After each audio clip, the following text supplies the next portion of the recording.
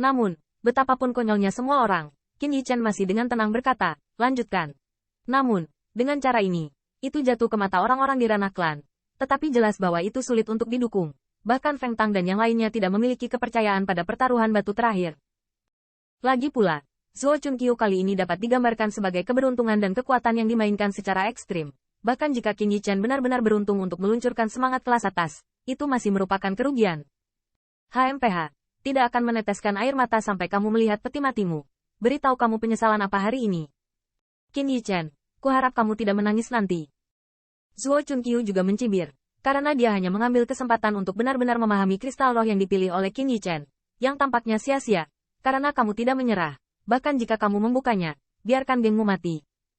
Master Kai Jing melirik Qin Yichen, dan akhirnya mengangkat telapak tangannya dan memotongnya dengan hati-hati. Namun, setelah hanya satu tembakan, Kai Jingshi menghela nafas. Tiba-tiba, bila ini menjadi puing-puing.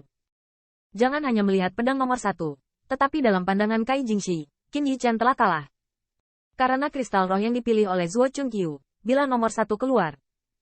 Terlebih lagi bagaimana kaca platinum matahari emas bernilai lebih dari 5 batu hitam warna. Bahkan jika Qin Yichen beruntung, dia memilih liuli platinum degol. Dari segi bobot, tidak mungkin menang.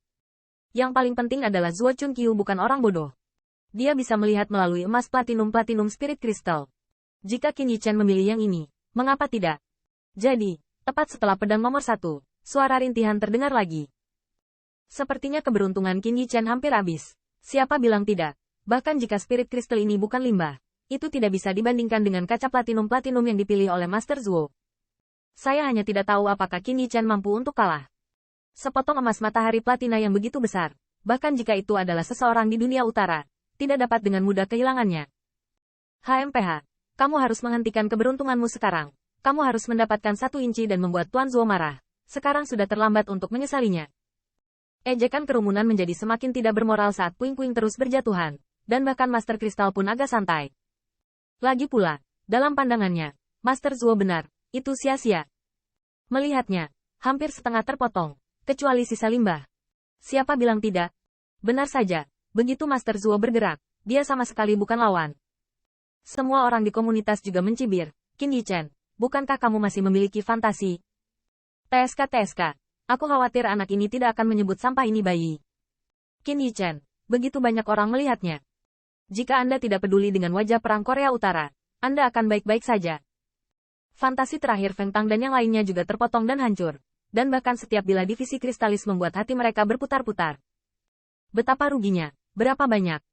Di sisi lain, 1000 Fei Hong menggelengkan kepalanya dan mendesah. Karena Zuo Chunqiu sudah berbicara, tidak perlu bahasa gaul saat ini.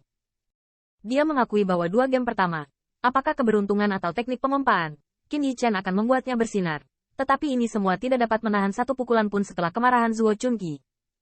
1000 Kaoru menggigit bibirnya, 1000 Fei Hong menatap matanya, dan akhirnya memiliki beberapa titik intoleransi. Segelas platinum dan platinum itu tidak murah. Orang-orang di dunia utara takut akan pendarahan hebat. Jika Anda bersedia membantu, itu lebih dari cukup untuk mencegah Qin Yichen berakhir.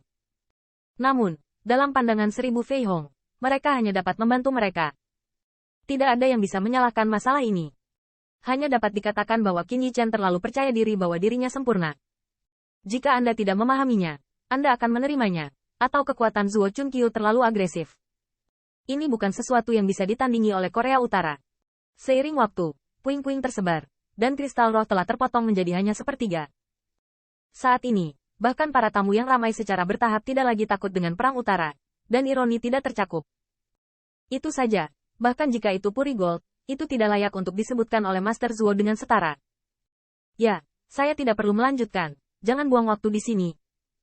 Cepat dan menyerah. Mungkin kalah dari Tuan Zuo mungkin tidak memalukan, tapi itu cukup untuk membuat Qin Yichen berdarah. Jika kamu kalah, kamu masih memiliki 10 senyawa dan... Qin Yichen tidak tahu seberapa serius konsekuensinya. Dengan pencapaian orang dewasa suku Jie, setelah senyawa dan dikembangkan, saya pikir Qin Yichen adalah pendosa dalam perang utara. Pada saat ini, tidak ada yang berpikir tidak pantas bagi klan keluarga Alchemy Dao untuk mencuri senyawa dan, karena ini masalahnya, apalagi taruhan yang disetujui secara sukarela oleh Qin Yichen. Zuo Chunqiu juga sangat gila. Nak, senyawamu dan, Patwa tersenyum. Zuo Chunqiu bahkan berharap Feng Tang dan yang lainnya tidak punya cukup uang.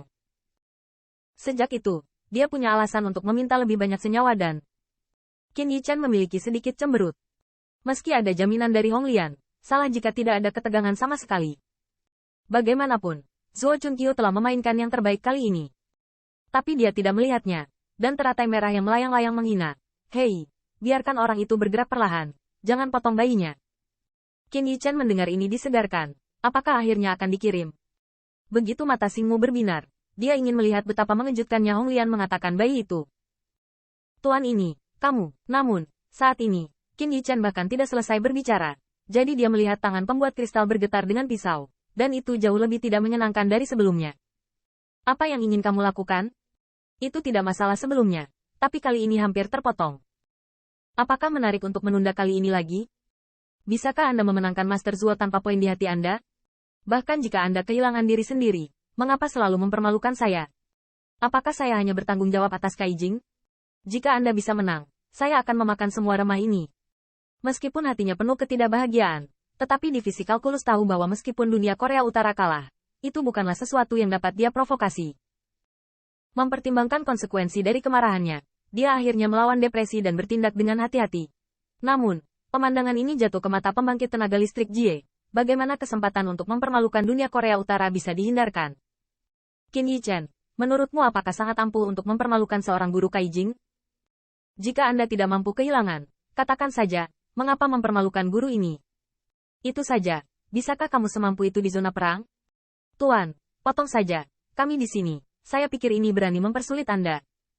Namun, pada saat ini, saya melihat ahli litograf itu menemui jalan buntu tanpa alasan. Respons dari bilahnya bukanlah tekstur dari spirit kristal. Dalam momen singkat ini, aula yang semula penuh ejekan dan ejekan, langsung menjadi sunyi.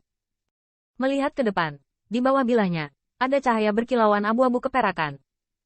Hujan ringan yang mulia, dibandingkan dengan emas matahari platinum yang mengkilap, hanyalah pancaran kunang-kunang dan bulan yang cerah. Tapi sesaat, saya melihat kalsit itu mengerutkan kening. Apa-apaan ini?